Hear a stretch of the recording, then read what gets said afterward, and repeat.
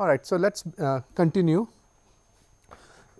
So, I will continue talking about arrangements today, and today I want to introduce a new concept called the notion of labels.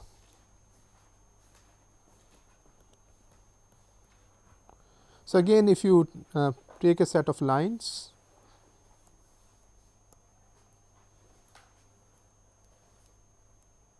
so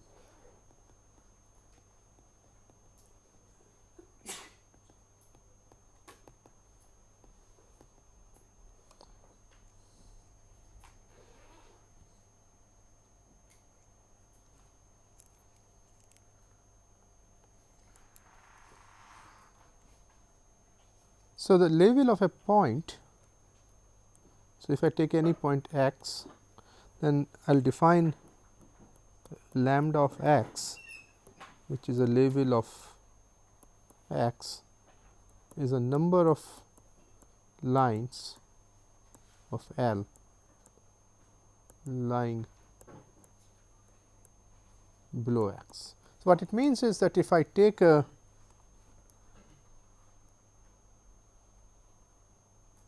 vertical ray downward, count the number of lines that lie below that point. I do not count the point itself. So, line, if a point lies on a line, I do not count that line. So, think of it as a vertical ray that I drew is an open ray, the starting point does not count. So, in this case, for example, lambda of x is 3, am I right in this case? Okay. Now, k label, which I will denote as a k L, is the set of edges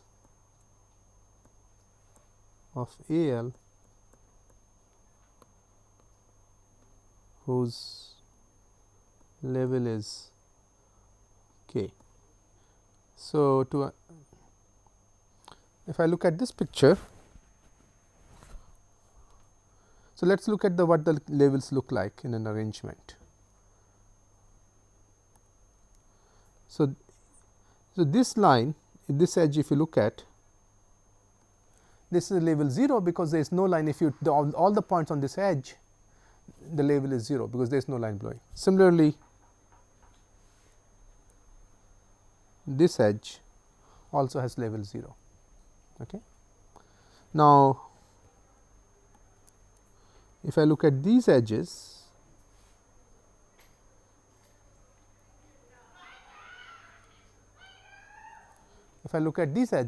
they are label 1, because if you take any point on any of these edges, if you draw a vertical ray, it will intersect exactly one line. So, for example, if you take it here, one line, you take a point here, one line. Now, if I look at these edges,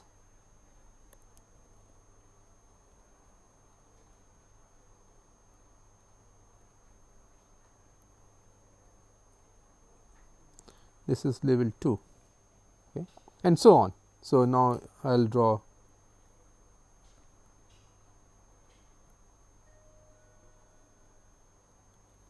label 3 and finally, this is label 4. So, what I did was, if you look at the edges of the arrangement, I layered them. I partitioned them into labels, and labels are polygonal chains. Each label, if you look at each label, it is a x monotone polygonal chain. It starts on the left infinity and it continues rightward and it finishes the right end. So, these are the labels, and if you have n lines, there will be exactly n minus 1 labels, because it is 0, 1 up to n minus 1 edges.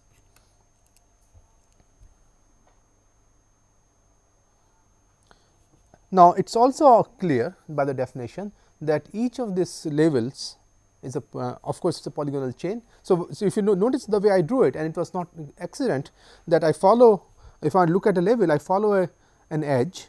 So, I follow this edge, and when I reach a vertex, I switch. I was continuing on one line and I switched to another line. So, I then basically either I switched to this one and then this one and then this one, and so at every intersection point I reach, I always switch. So, that is how that happens. And it's hard not it's not hard to see that the labels are X monotone chains. They will never go backward, they will always continue going forward, because if you have a label which goes something like this, then you have a contradiction, because what I am sort of saying is that these both of these points have the same label, and if you draw the ray starting from this point, it intersects at least one more line. So, they cannot be similar. So, the labels are always X monotone chains. Now, what we know is the total number of edges in the arrangement is n square, am I right? And there are n levels. So, the average length of a label, if I took a random label or to ask what is on average, the size number of edges in a label will be linear, because there are n labels and the total number of n square edges, and each edge belongs to exactly one label. So, the only average size of a label is linear. So, let me before say that, let me sort of say the following thing. Let me denote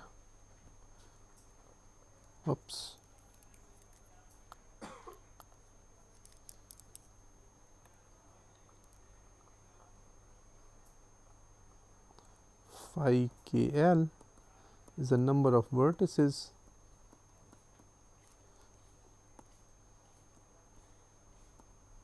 on k level.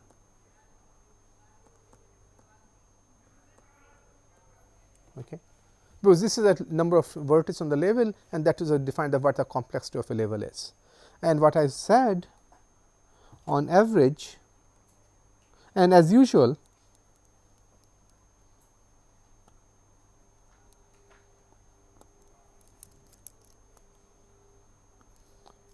define phi k n is the maximum of phi k l over all lines or n lines. This is the maximum complexity of a k label. So, what I said was that the average size of phi k l, average value, or on average,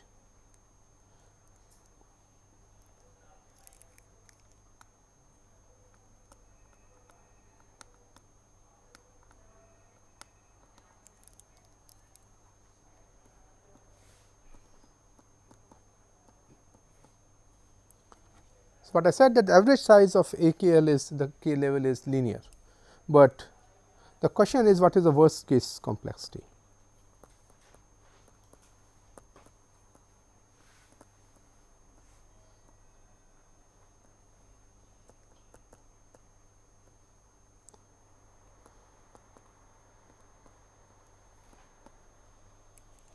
Okay. And people believe that it is near linear, but it is not known, and it is a big open problem. So, let me sort of say what is known is the following, that phi k n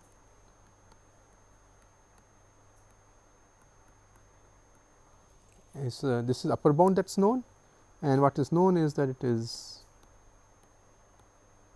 n log k. And this is also about 10 years old result, and one of the big open questions in discrete geometry is to give a tight bound on the complexity of a label.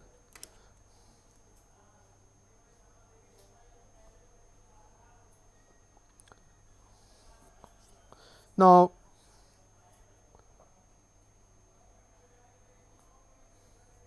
one thing I should say is that if you look at the label 0, which is a green line in this picture, a green polygonal chain, then one thing you notice is that A0L label 0 is nothing but the lower envelope. Okay. And if you look at the final label A n minus 1, that is the upper envelope.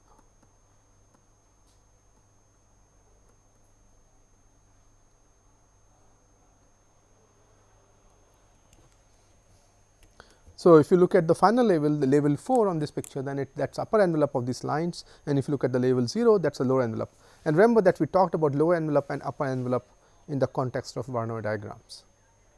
Now, I have drawn labels for an arrangement of lines, but one can talk about in the same way for an arrangement of one can define the notion of labels for an arrangement of planes in the same way. There is the definition is just remains the same, instead of lines, number of planes that lie below. So, you have a set of planes in 3D, the label of a point is a number of planes that lie below that point. Okay. And if you remember that what I had said was Voronoi diagram corresponds to the lower envelope, nearest point Voronoi diagram. And I had asked the question, what is the so if you look at the kth level. So, suppose if let us go back to the question of Voronoi diagram, and if you remember what we had done was you started with a set of points, I mapped them to a set of planes, and if you look at those planes, that was the tangent to the paraboloid, and if you look at the k level in the arrangement of those planes. So, let us call them the following. H is the set of, let us call them as Voronoi planes.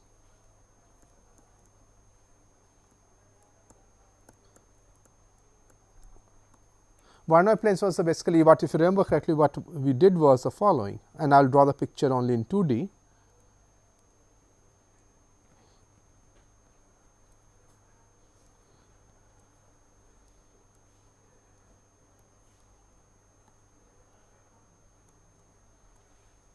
So, just think about this picture in 3D, that you had basically instead of parabola, you will have paraboloid, and then you will have planes tangent to it. And the lower envelope correspond to Voronoi diagram. And now, if you look at the k level, what will that correspond to? So, what does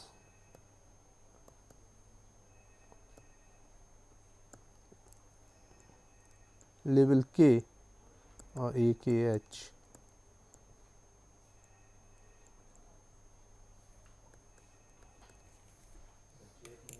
yes, it is a kth nearest neighbor. So, remember that what is Voronoi diagram? Voronoi diagram is the decomposition of the plane. So, that within each cell the nearest neighbor is the same, that is a Voronoi diagram. Kth nearest neighbor kth order, that is called kth order Voronoi diagram. It is a decomposition of the plane in which the kth nearest neighbor remains the same. So, if you take the label k and project it on the plane, because in 3D when you take the k label, in 2D it was a polygonal chain, in 3D it will be a polygonal surface, and take that polygonal surface, project it on the plane, you will get the kth order Voronoi diagram. Okay. So, that is one of the reasons why the labels were studied, because people were interested not only in the nearest neighbor Voronoi diagram, but higher order Voronoi diagrams. So, we care about not only what happens to the nearest neighbor, but what happens to second nearest neighbor, and so on. So, the k level Voronoi diagram will be like bounded by curves, right? No, it will still be it will still be bounded by lines, because what happens is it's still a plane. I am right that you have a set of planes, and when you intersection of planes is a line, when you project it, you will get a line. So, but the cell of each point may not be convex. No, cell will still be convex, but what will be the case is that a point may have multiple cells. So, each cell will be convex, but a point may have multiple cells. Okay. So, now what I want to do is, I do not know what the complexity or exact complexity of a label is, and I said this notion that on average it is linear size. So, I want to introduce the notion of what is called at most k label, and you will see in a minute why I care about this.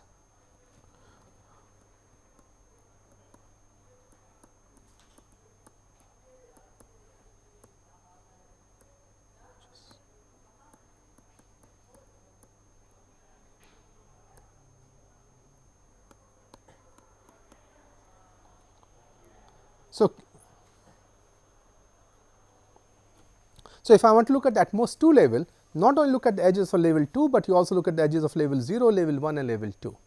So, that is at most k level.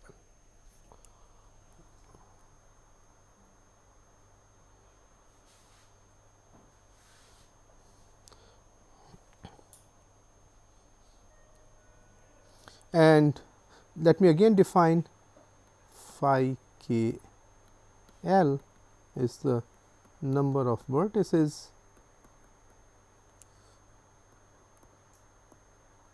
whose level is less than k. So, the phi k L is nothing but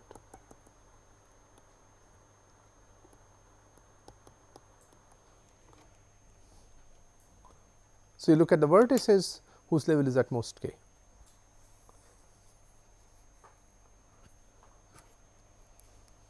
And the theorem is the following.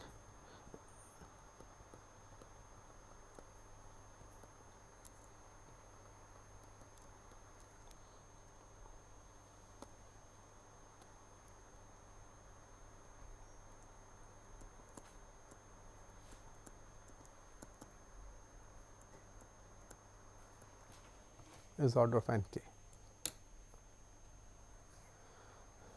and actually it is theta.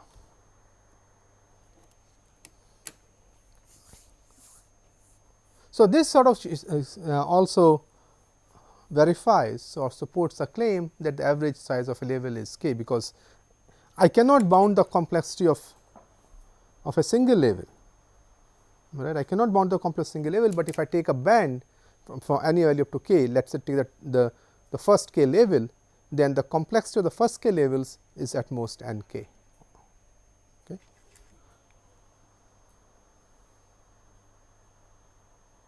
And I am going to give you the proof of this theorem, because not only it is interesting in its own right, but the proof that I will give you is a very general and very beautiful technique in random sampling, and it is used in many different applications, not only in geometry, but beyond geometry, and especially when you are dealing with the problem with clustering in outliers and similar arguments are being used. So, and the proof is cute and short. So, I want to show you that how this one proves this theorem.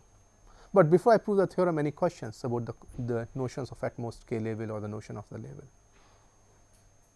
So these vertices are the intersection points. The vertices are intersection points, because these are the vertices arrangement, right. So, these are the vertices.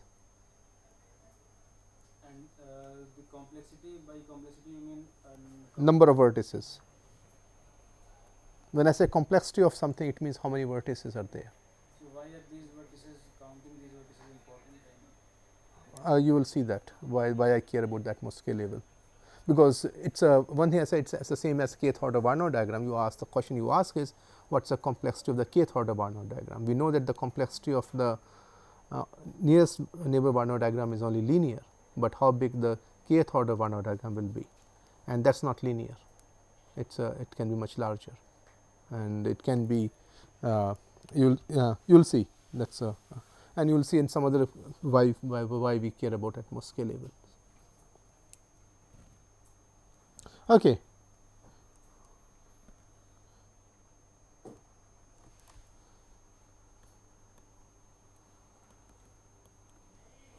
So, the proof is based on a random sampling argument, and I will do the following experiment.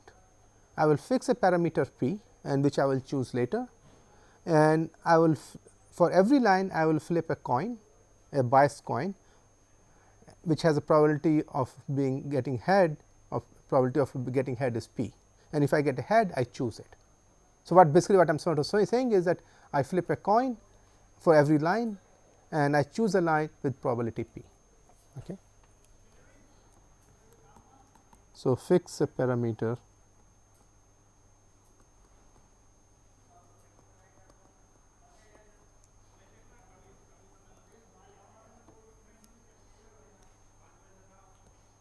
choose each line with probability p, okay, and let R be the set of chosen lines. Okay. So, what is the expected size of R? P times n, right? There is nothing deep there.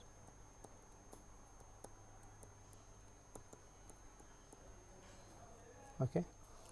Now, so what happened was that you had a set of lines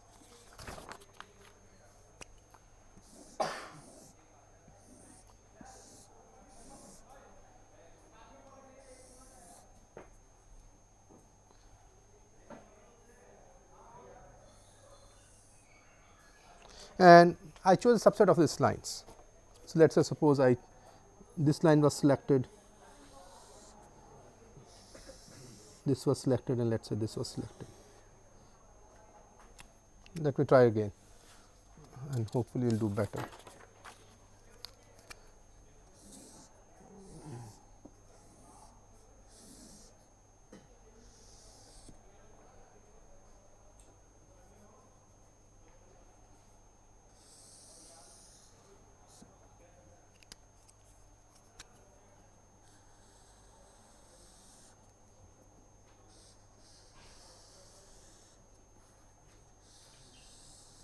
Suppose these 3 lines were chosen.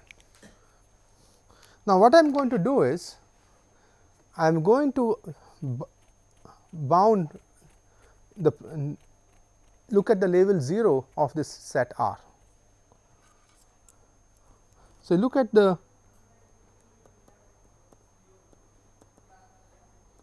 that is label 0 of R. So, it means that this is a label in this case.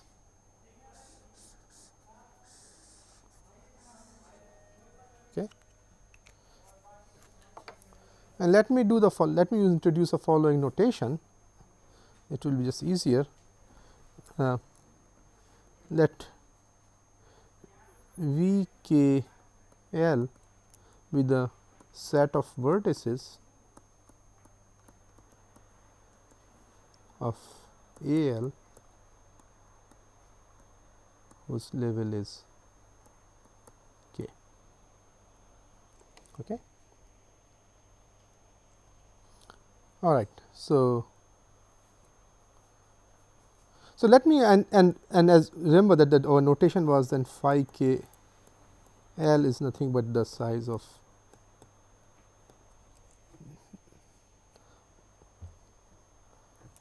then what I want to do is I want to look at the phi 0 R,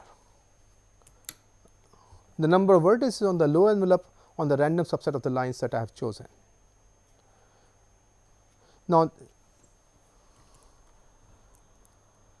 and I want to look at its expected size, because it is a random subset. So, the R is a random subset and phi 0 is a low envelope which is a random quantity, and I look at its expected value. So, its expected value is nothing but you look at all the vertices in the arrangement, and this is basically ask a question, what is the probability V R belongs to V 0, right, because that is by definition of expectation that a vertex on the random subset on the low envelope, these vertices,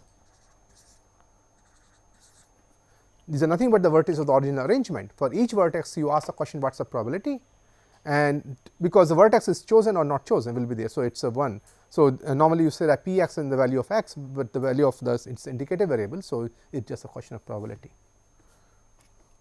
Now, this what I can do is I am going to write it in the following fashion.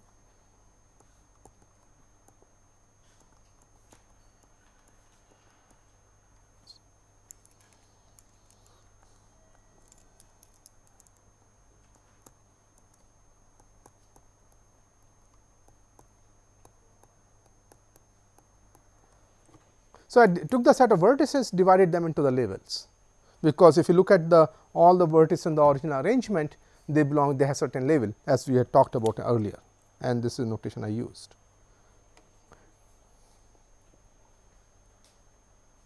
So far there is nothing deep has happened.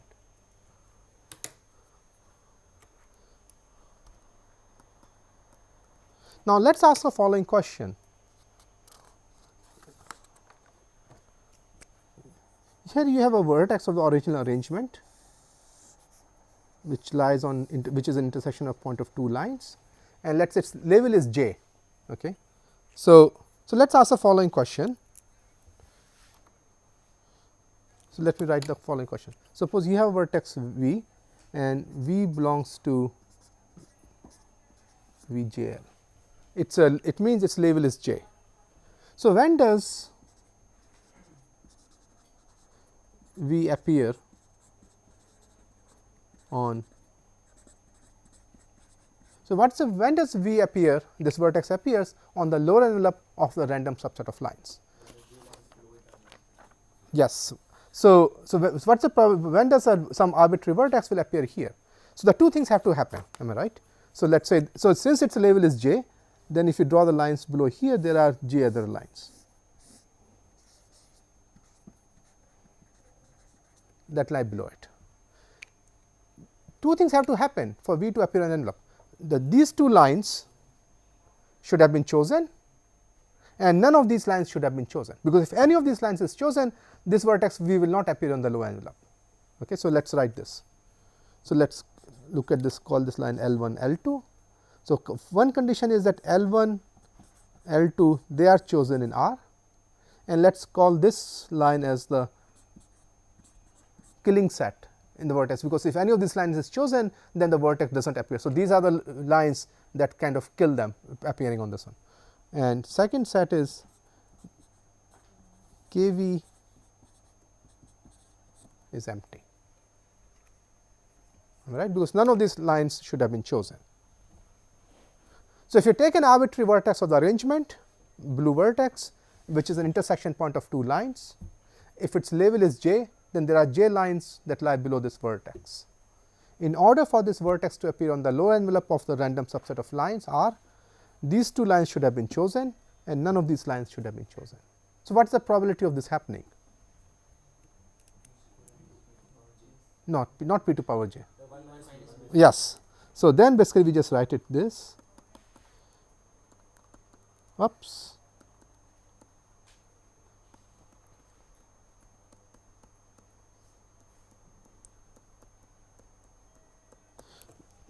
This comes from the probability of this happening is p square. This condition is that none of the lines is chosen. The probability of a line not being chosen is 1 minus p, and these are j lines. So, it is j. Okay. Now, that is the main thing, and now I will do some manipulation. So, this is, one can write it as j is k.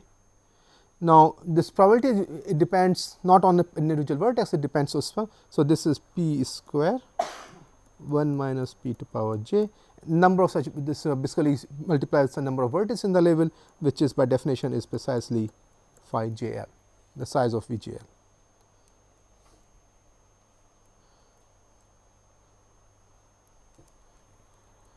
This one can write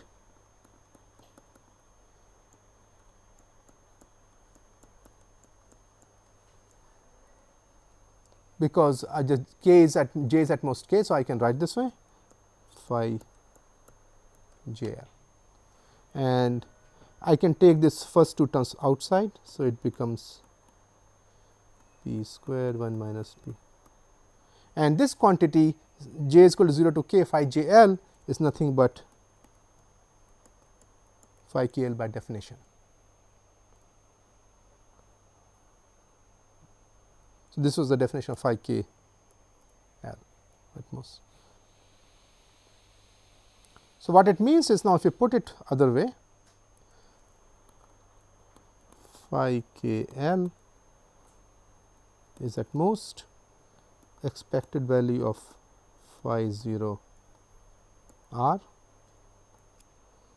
over p square 1 minus p to power k.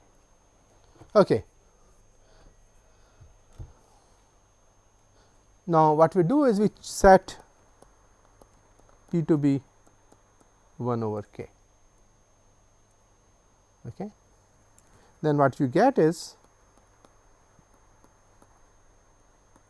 p square becomes k square 1 over p square, so k, so you get k square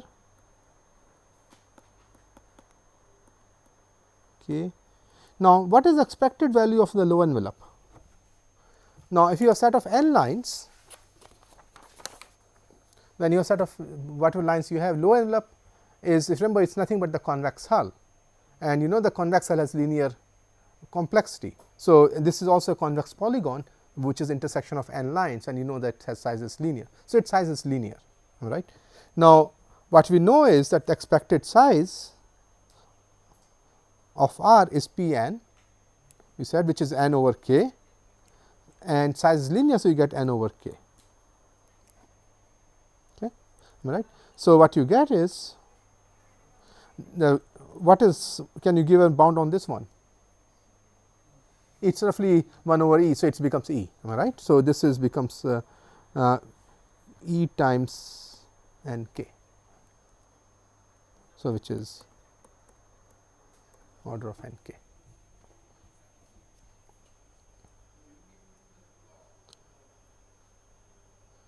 So, notice what I did here. Now, I never used the fact that these were lines. The only thing I used to bound this quantity was that these two quantities, these two things were true. That this, I tried to count this number of vertices, and this number of vertices were intersection points of two lines, two objects, and the probability was that these two objects should not have been chosen. So, these two objects should have been chosen, these which are killing set, that were not chosen. And one can define this an abstract framework, that you have a set of objects. One can define for every object set of which is being derived from these objects, geometric objects, that what is called a defining set, because this two lines define this vertex. One can talk about defining set, and one can talk about the killing set. And then you can ask a question, what are this the probability of the vertex is being chosen, and then so this is very general framework. And other thing is a random sampling argument is done. So, now one can extend this argument also in 3D. And one thing you notice is, until the reason I wrote it, this is an important part to read. How is the end result deterministic? I mean, you use some random sampling, and how is the end result deterministic? Because there is no randomization in this part, right? Because what I proved to you is the following. This is what I proved to you. This quantity, right? There is no randomization on the part of L. The only thing was it's a part, and this is what I am sort of saying, that this is, that's why I say it's a beautiful technique, that a randomization technique is being used to get a worst case bound on some geometric quantity, combinatorial quantity, and that's a sort of is very powerful probabilistic argument. Now, how many of you have seen probabilistic arguments to prove? So, typically probabilistic arguments are used for existential proof, or to prove some sort of probabilistic methods to show whether something is true or something is not true. Here the probabilistic argument is being used to count certain thing, and it is used in many different, sort of this technique is used in many different domains. So, what I want to say is that this is the important part, equality. So, if you choose P to be k, and I do not put this quantity of phi 0 r, then what one can write is the following. So, if I look in the worst case bound, so this is phi k n, P I will choose 1 over k. So, it is get k square, and this is E, I will just ignore this part, k square times E, and expected I will replace it the worst case bound, because size of R is n over k. So, what you get is basically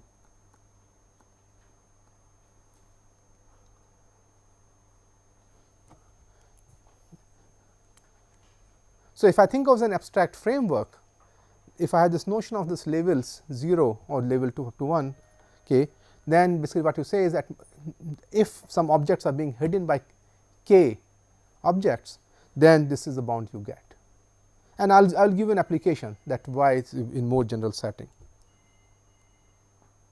But any questions about the proof? It takes a while to digest this proof, because it is a, as he said, it is a kind of a counterintuitive, because I am using randomization to bound something that is not randomized, it is the deterministic worst case bound.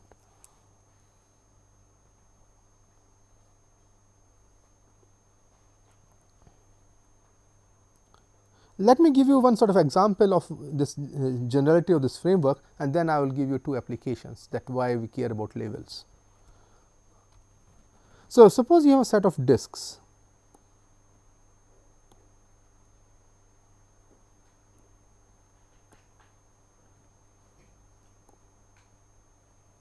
Okay. So, let us call D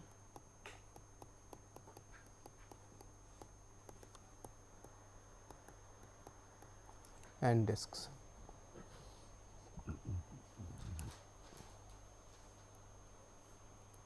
And I will define a label of a point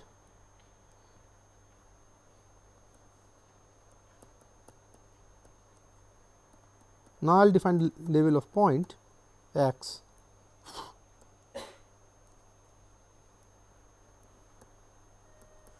is the number of disks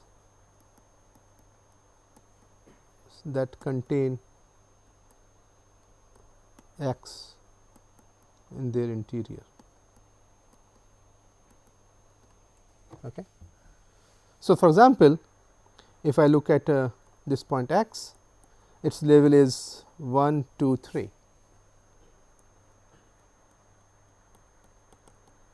If I look at this point,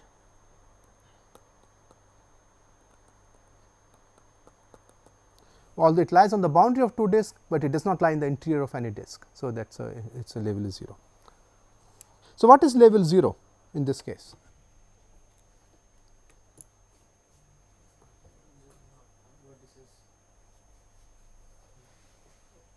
Say it again, say. Yes. So, you look at the boundary of the union, boundary of the union is label 0. So, again if I define the arrangement, and I can talk about A0D is the boundary of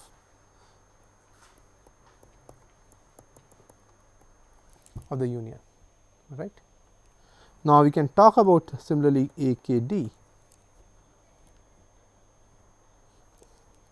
and we can is the K label, and again I can talk about the phi KD, and also I can talk about the phi at most KD, okay, at most K label. Now, first lemma which I will tell you, for now you should believe me, that if you have a set of disks, how many vertices can appear on the union, on the boundary of the union? There are n square vertices, am I right?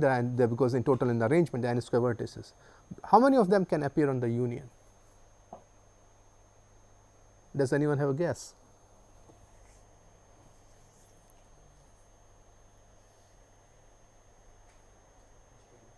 Pardon? 10? N? 2n.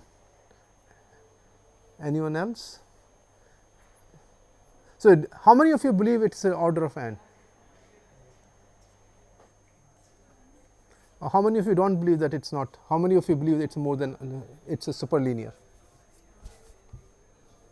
Come on, you have to have an opinion. This is democracy.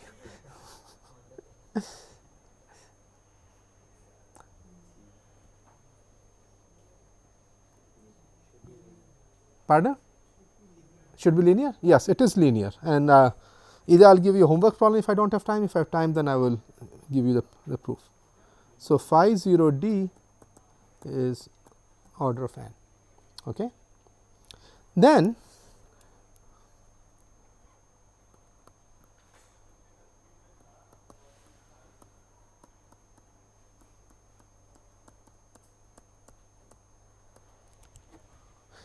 now, I can use this result to prove that the number of vertices that lie in the interior of at most k disks is only n k,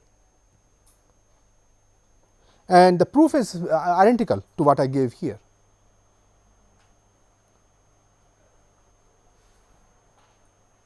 Because again, if you look at instead of lines, if you look at disks,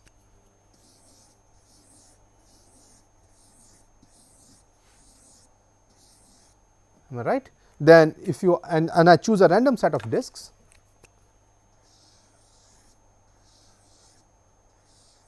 let us suppose I chose this random disk set, and I ask you a question, what is a complex, what, so if I choose a vertex of the arrangement of this blue vertex, ask the question, what is the probability that it appears on the boundary of the union of the red disks? And if its label is j, it means it lies in the interior of j disks. Then again the same thing condition should happen, is that, well, you remove from the lines, you remove it to say that the two disks whose boundary defines this vertex, they should be chosen, and none of the disks that contain this vertex in its interior, in their interior, they should be chosen, and the same thing goes on. So basically verbatim the same proof basically just goes through, and I will get to this, this is what I have written in the bracket square, this line, because what will happen is that the number of vertices whose label is at most k will be the number of vertices on the union of the random subset times k square. And now I know by lemma 1, I know that the boundary of the union has only linear number of vertices. So again what I can write here, the way I wrote it here, that phi 0 r is n over k, and the same thing will go through, and that will do it. So is there any other way of proving this? Yeah, there are other ways of also proving, but this is the cleaner way, nice way of doing it. Okay. Now that I have given you these two stuff, now let me give you examples why we care about it.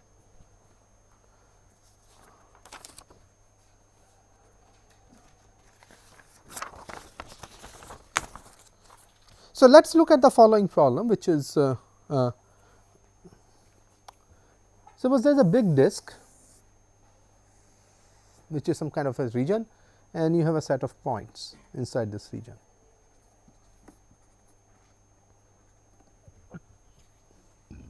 Let me start asking you a simpler question. So this, suppose this is radius is some big R. Find a, let us call this one as big D, placement of a disk of radius 1 inside D such that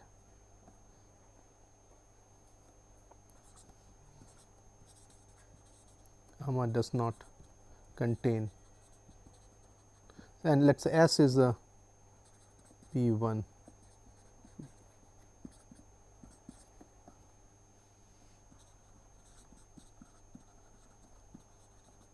So the question I want to ask is there a, let us say, a disk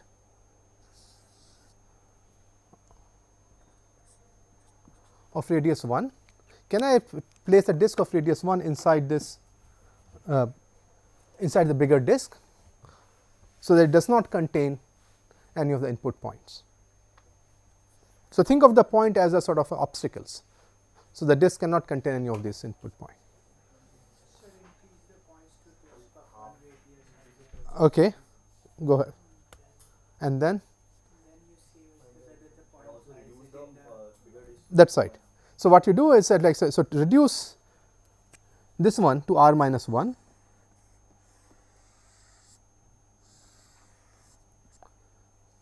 and draw a disk of radius 1 around each point. Am I right? And if there is any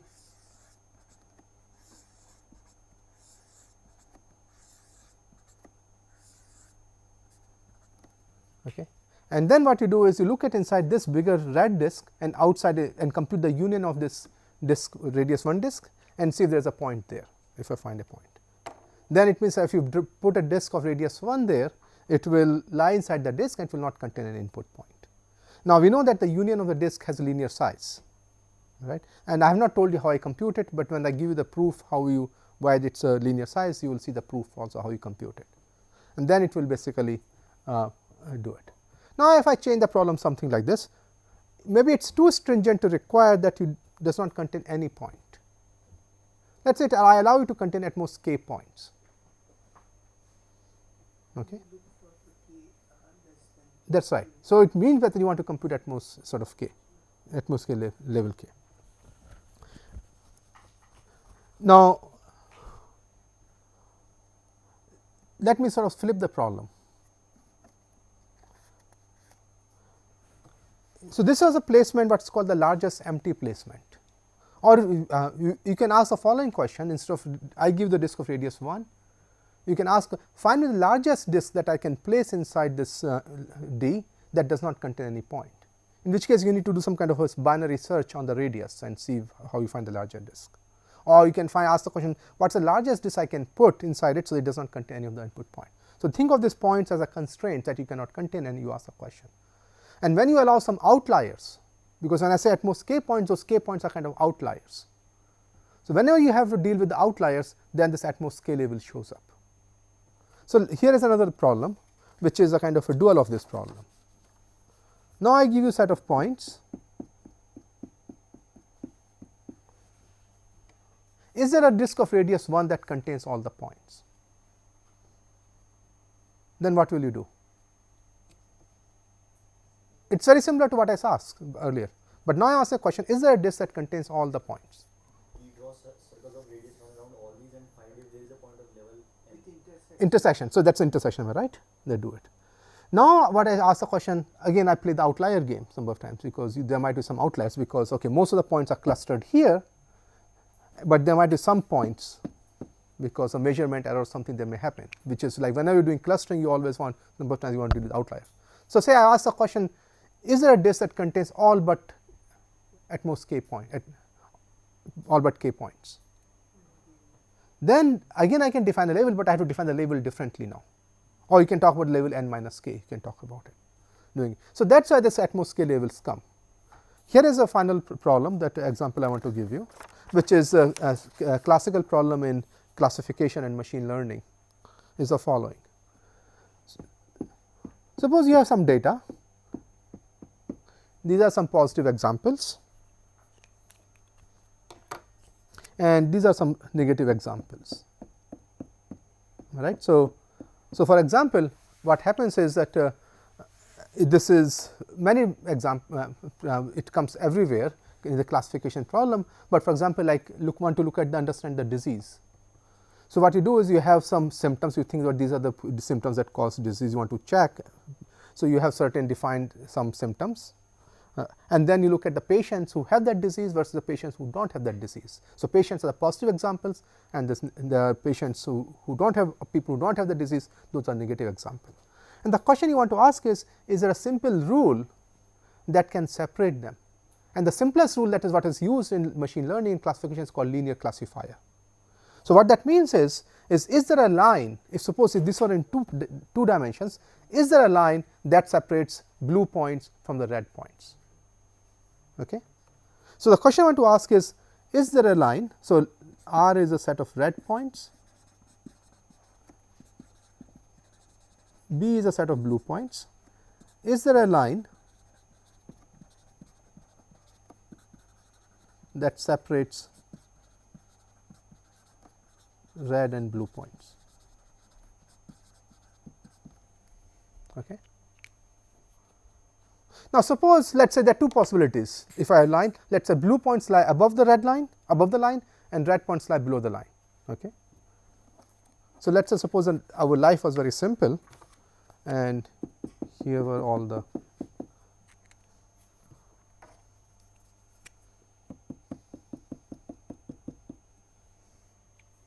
okay. Then what you want to check that, then what you basically want to do is you compute the convex hull,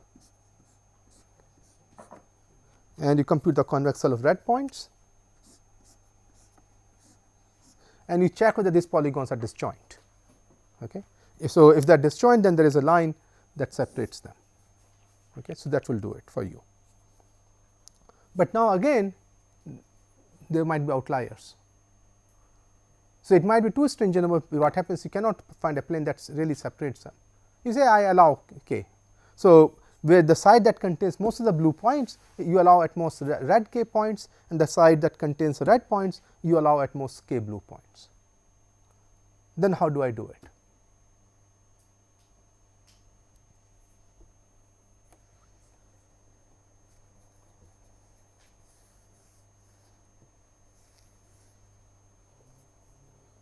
think of duality. If I dualize these red points and blue points, right, I am going to get a set of red lines and I am going to get a set of blue lines. All right. If they were separable in this example, where they were separable, it means there is a point that lies below all the blue lines and above all the red lines. It means lies below the level 0 of these blue lines and it lies above level n minus 1 of the red lines. Now, but I allow some up to k outliers, then instead of level 0 you want to look at level k, am I right? You take the k level of the red lines n minus k level of the blue lines and ask the question, there is a point, these are the two polygonal chains, and the question you want to ask is there a point that lies below this polygonal chain, above this polygonal chain, and that you can do. So, that is why they sort of again you need the question, and the running time of this will be basically depending proportional complexity how fast you can compute those labels. So, that is why we care about this is some of the reason why we care about the labels that happens. Okay. Any questions? Now, let me conclude by just give you proving this theorem that the union of disks has linear complexity. I will give you two proofs. One that you have seen it, from which follows from what I have talked earlier. So, here is a set of disks.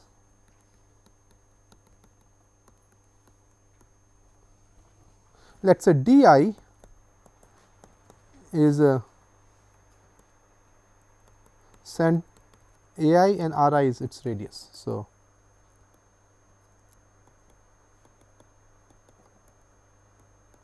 radius is r I.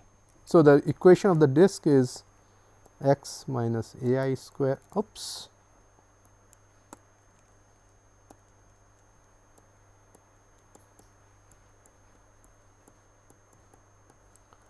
so if the point lies outside this disk, it means that the quantity this should be true for the point. For a point x y that lies outside the disk, this inequality should be true, and if it lies in the outside the union, it should be true for all i's. If a point lies outside the union, if x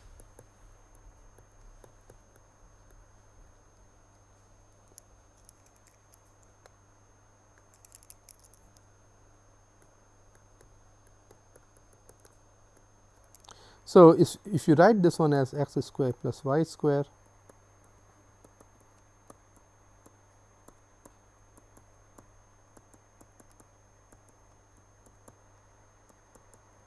and this one you map it to z, that our usual lifting transform, then what you get is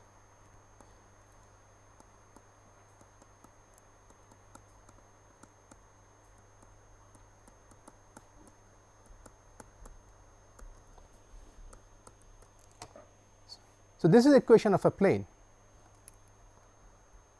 and what it says is that if I took the circle and I took the disk and mapped it to a plane into a disk mapped to a half space in 3D. This is a standard lifting transform that you have seen earlier, and if a point lies in the exterior in the outside the union of the disk, it lies above all these half spaces, and as you sort of see in the intersection of n half spaces has linear complexity, has only linear number of vertices. So, what we know is that, so let us call this as h I, then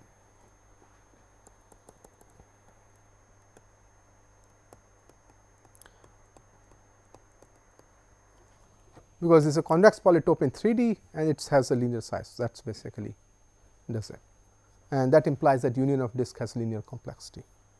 Now, there is another proof which is nice, and a different proof is the following. Suppose you have a bunch of disks,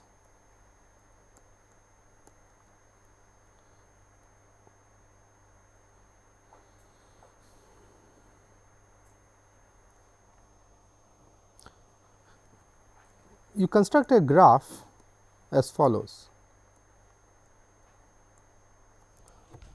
The vertices of the graph are the center points of the disks, and you connect the two disks by an edge. You connect two centers by an edge if the intersection point of those two disks, at least one of them, appears on the boundary of the union. So, for example, here you connect. Well, let me do the following, put this one also.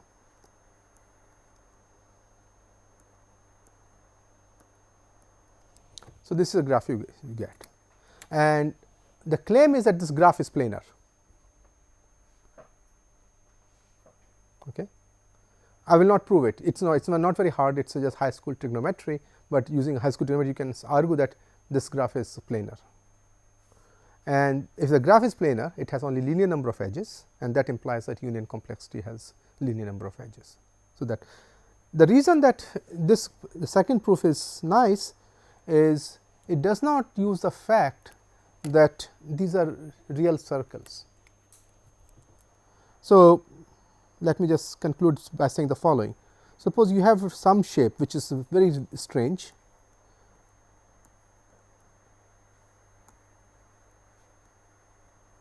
but it has the following property, that if you take any pair of them, they intersect in at most 2 points. Okay. These are called pseudo-disks.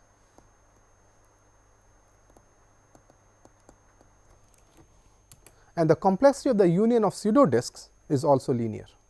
The proof that I sort of the graph is planar, you can do something similar here also. Centers are not very well defined, but one has to be little careful, and you can still say the graph is planar. And why the pseudo-disks are important? Now, if you remember when I gave the motivation for the arrangements, and one of the things I said was motion planning, that you had the, let us say, set of obstacles, and then you had a square B, and when I generated this expanded obstacles, if you remember, all right,